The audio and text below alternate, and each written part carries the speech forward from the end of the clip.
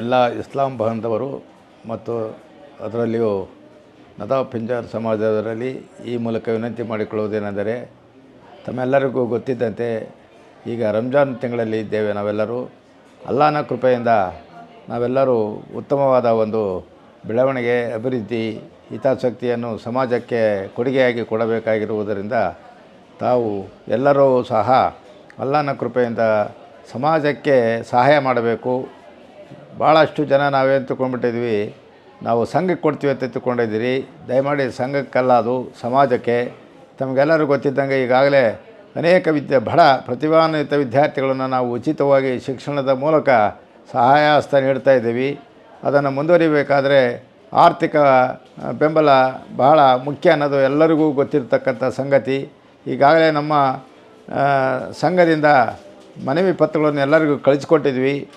ಇದನ್ನು ಪರಿಗಣಿಸಿದಂತ ನಾನೆಲ್ಲ ಭಾವಿಸಿದ್ದೀನಿ. ಇದರ ಜೊತೆಗೆ ನಾನು ವೈಯಕ್ತಿಕವಾಗಿ ನಿಮ್ಮೆಲ್ಲರಿಗೂ ವಿನಂತಿ ಮಾಡ್ಕೊಳ್ಳಿಕ್ಕೆ ಇಷ್ಟಪಡ್ತೀನಿ. ಎಲ್ಲ ತಾಲೂಕು, ಜಿಲ್ಲೆ ಮತ್ತು ಇತರೆ ಬಾಂಧವರು ಸಹ ನಮ್ಮ ಇದಕ್ಕೆ ಹೋಗೊಟ್ಟು ಜಕಾತ್ ಕೊಡುವ ಮೂಲಕ ಹೆಚ್ಚಿನ ಅಲ್ಲಾಹನ ಕೃಪೆಗೆ ಪಾತ್ರರಾಗುವುದಲ್ಲದೆ ನಮ್ಮ ಬಡ ಮಕ್ಕಳಿಗೆ, ಪ್ರತಿಭಾನ್ವಿತ ಬಡ ಮಕ್ಕಳಿಗೆ ಸಹಾಯ ಹಸ್ತ ನೀಡಬೇಕು ಅಂತಕ್ಕಂಥ ಅಂಶವನ್ನು ಈ ಸಂದರ್ಭದಲ್ಲಿ ಹೇಳಲಿಕ್ಕೆ ಇಷ್ಟಪಡ್ತೇನೆ.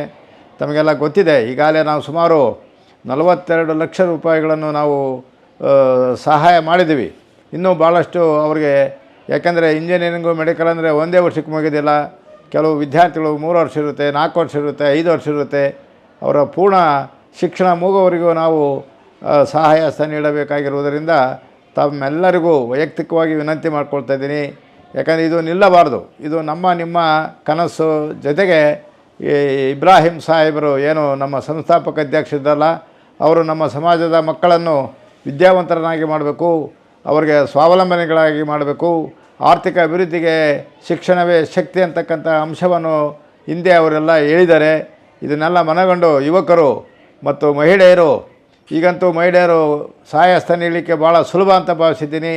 ಯಾಕೆಂದರೆ ತಮ್ಮೆಲ್ಲರಿಗೂ ಗೊತ್ತಿದ್ದಂತೆ ಸರ್ಕಾರದಿಂದ ಮಹಿಳೆಯರಿಗೆ ಪ್ರತಿ ಕುಟುಂಬಕ್ಕೆ 2,2 ಸಾವಿರ ರೂಪಾಯಿ ಬರುತ್ತೆ. ಅದರಲ್ಲಿ ಸ್ವಲ್ಪ ಈ ರಂಜಾನ್ ತಿಂಗಳಲ್ಲಿ ಒಂದೇನು ಜಕಾತ್ ರೂಪದಲ್ಲಿ ಕೊಟ್ಟರೆ ನಿಮಗೂ ಪುಣ್ಯ ಬರುತ್ತೆ, ಮಕ್ಕಳಿಗೂ ಸಹಾಯ ಬರುತ್ತೆ, ನಿಮ್ಮ ಕುಟುಂಬಕ್ಕೂ ಅಲ್ಲಾಹನ ಕೃಪೆಗೆ ಪಾತ್ರರಾಗ್ತೀರಿ ಅಂತಕ್ಕಂಥ ಅಂಶವನ್ನು ಈ ಸಂದರ್ಭದಲ್ಲಿ ಹೇಳಲಿಕ್ಕೆ ಇಷ್ಟಪಡ್ತಾಯಿದ್ದೀನಿ. ಇದನ್ನು ಜೊತೆಗೆ ತಾಲೂಕು ಮತ್ತು ಜಿಲ್ಲೆಯವರು ಸ್ವತಃ ಮನೆಗೆ ಹೋಗ್ತಕ್ಕಂಥ ಒಂದು ಕಾರ್ಯಕ್ರಮ ಇಟ್ಕೊಳ್ರಿ.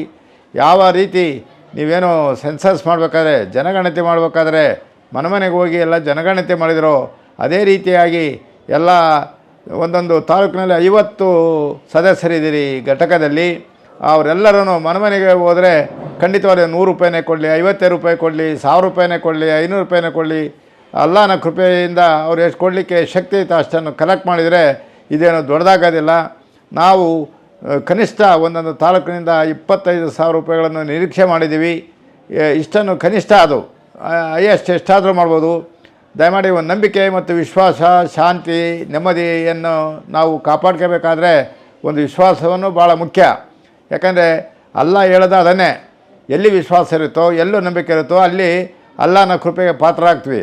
ನಾವು ಎಲ್ಲಿ ಅನುಮಾನ ಪಡ್ತೀವಿ, ಎಲ್ಲಿ ಅನುಮಾನಕ್ಕೆ ಆಸ್ಪದ ಕೊಡ್ತೀವಿ, ಆಗ ನಾವು ನಿಜಕ್ಕೂ ಅಲ್ಲಾಹನ ಪಾತ್ರೆಗೆ ಗುರಿಯಾಗೋದಿಲ್ಲ. ಅಲ್ಲಾಹನ ಪಾತ್ರ ಗುರಿಯಾಗಬೇಕಾದ್ರೆ ಒಂದು ವಿಶ್ವಾಸ ಇರಬೇಕು. ನಿಮ್ಮ ಹಣ ಸದ್ವಿನಿಯೋಗವಾಗುತ್ತೆ, ನಿಮ್ಮ ಹಣ ನಿಜಕ್ಕೂ ಬಡ ಮಕ್ಕಳಿಗೆ ತಲುಪುತ್ತೆ, ನಿಜಕ್ಕೂ ಅದು ಅವರ ಒಂದು ಏಳಿಗೆಗೆ, ಅವರ ಅಭಿವೃದ್ಧಿಗೆ ಉಪಯೋಗ ಆಗುತ್ತೆ ಅಂತಕ್ಕಂಥ ಅಂಶವನ್ನು ನೀವೆಲ್ಲ ಮನಗೊಂಡ್ರೆ ಮಾತ್ರ ಆ ನಂಬಿಕೆಗೆ ನಾವೆಲ್ಲರೂ ಅರ್ಹರಾಗ್ತೇವೆ. ಇದು ಕೇವಲ ನನ್ನೊಬ್ಬನೇ ಮನವಿ ಅಲ್ಲ, ಇಡೀ ನಮ್ಮ ಏನು ಸಮಾಜದ ಮನವಿ ಅಂತ ತಿಳ್ಕೊಳ್ಳಿ. ಪ್ರತಿಯೊಬ್ಬರು ಮನೆಗೆ ಹೋಗಿ ಹಣವನ್ನು ಜಕಾತ್ ಮೂಲಕ ವಸೂಲಿ ಮಾಡಿ. ಯಾಕಂದರೆ ನಿಮಗೆಲ್ಲ ಗೊತ್ತಿದೆ, ಇದೇ ಸಂದರ್ಭದಲ್ಲಿ ಬೇರೆ ಬೇರೆ ರಾಜ್ಯದವರು ಬಂದು ಕರ್ನಾಟಕದಲ್ಲಿ ಹಣ ಸಂಗ್ರಹ ಮಾಡ್ತಿದ್ದಾರೆ. ನಾವು ನಮ್ಮ ಹಳ್ಳಿಯಲ್ಲಿ, ನಮ್ಮ ತಾಲೂಕಿನಲ್ಲಿ, ನಮ್ಮ ಜಿಲ್ಲೆಯಲ್ಲಿ ನಾವು ಯಾಕೆ ಮಾಡಬಾರ್ದು ಅಂತಕ್ಕಂಥ ಒಂದು ದೃಢ ಸಂಕಲ್ಪ ಮಾಡಿ. ಈಗಾಗಲೇ ತಮಗೆಲ್ಲ ಗೊತ್ತಿದೆ, ನಾವು 10 ಉಪಸಮಿತಿಗಳನ್ನು ಮಾಡಿದ್ದೀವಿ. 10 ಉಪಸಮಿತಿಯಲ್ಲಿ ಕನಿಷ್ಠ ಒಂದೊಂದು ಉಪಸಮಿತಿಯಲ್ಲಿ 10 ಜನ ಇದ್ವಿ. ಅವರು 10 ಜನನೂ ಸಮಾಜಕ್ಕೆ ಶ್ರಮಿಸಿದರೆ, ಆಸಕ್ತಿಯಿಂದ ದುಡಿದ್ರೆ ನಾವೇನು ಮಾಡ್ತೀವಿ, ಮೊದಲೇ ಕೈ ಚೆಲ್ಬಿಡ್ತೀವಿ. ಅಯ್ಯೋ ಯಾರು ಕೊಡೋಲ್ಲ ಸರ್, ನಮ್ಮ ಜಿಲ್ಲೆಯಲ್ಲಿ ಯಾರು ಕೊಡೋದಿಲ್ಲ, ನಮ್ಮ ಜಿಲ್ಲೆಯಲ್ಲಿ ಏನೂ ಕೊಡೋದಿಲ್ಲ, ನಾವೆಲ್ಲ ಬಡವರು, ನಾವೆಲ್ಲ ಕನಿಷ್ಠರು ಅಂತ ಹೇಳ್ತೀವಿ. ನಿಜಕ್ಕೂ ಇವತ್ತು ನಾವು ಹೇಳುವ ಮೂಲಕ ಬಡವರಾಗ್ತಿದ್ವಿ ವಿನಃ ಕೊಡುವ ಮೂಲಕ ನಾವು ಶ್ರೀಮಂತರಾಕೆಯನ್ನು ತೋರಿಸ್ಬೇಕಾಗಿದೆ. ಎಷ್ಟನ್ನಾಯಿತು ಕೊಡಿ, ಅಲ್ಲಾಹನ ಕೃಪೆಯಿಂದ ₹1 ಕೊಡಿ, ಅದು ಒಂದು ನಿಮ್ಮ ವಿನಂತಿಗೆ ಸಮಾಜಕ್ಕೆ ಒಂದು ಕೊಡುಗೆ ಆಗುತ್ತೆ ಅಂತಕ್ಕಂಥ ನನ್ನ ಅಭಿಪ್ರಾಯವನ್ನು ಈ ಸಂದರ್ಭದಲ್ಲಿ ಹೇಳುವ ಮೂಲಕ ಮುಂದಿನ ದಿನಗಳಲ್ಲಿ ನಾವೆಲ್ಲರೂ ಅಲ್ಲಾಹನ ಕೃಪೆಗೆ ಪಾತ್ರರಾಗೋಣ.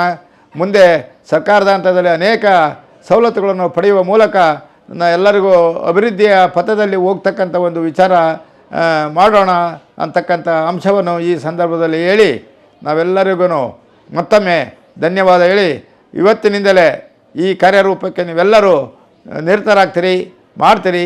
ಹೆಚ್ಚಿನ ಸಂಖ್ಯೆಯಲ್ಲಿ ಕಾಂಪಿಟೇಷನ್, ಇದರಲ್ಲೂ ಕಾಂಪಿಟೇಷನ್ ಮೂಲಕ ನೀವು ವಸೂಲಿ ಮಾಡಿದರೆ, ಅಂದರೆ ಸ್ಪರ್ಧಾತ್ಮಕ ಮನೋಭಾವನೆ ಇರಬೇಕು, ಅಸೂಯೆ ಇರಬಾರ್ದು, ದ್ವೇಷ ಇರಬಾರ್ದು.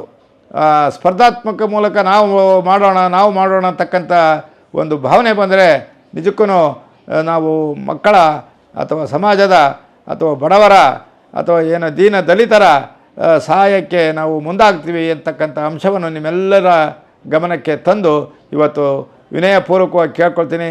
ಇದು ರಂಜಾನ್ ತಿಂಗಳು, ಪವಿತ್ರವಾದ ತಿಂಗಳು. ಈ ತಿಂಗಳಲ್ಲಿ ನೀವು ಕೊಡ್ತಕ್ಕಂಥದ್ದು ನಿಮಗೆ ಪುಣ್ಯ ಬರುತ್ತೆ, ನಿಮ್ಮ ಕುಟುಂಬಕ್ಕೆ ಒಳ್ಳೆಯದಾಗುತ್ತೆ, ನೀವೆಲ್ಲರೂ ಅಲ್ಲಾಹನ ಕೃಪೆಗೆ ಪಾತ್ರರಾಗ್ತೀರಿ ಅಂತಕ್ಕಂಥ ಹೇಳುವ ಮೂಲಕ ನನ್ನ ವಿನಂತಿಯನ್ನು ಮುಕ್ತಾಯಗೊಳಿಸ್ತಿದ್ದೇನೆ. ಎಲ್ಲರಿಗೂ ಸಲಾಮುಗಳು.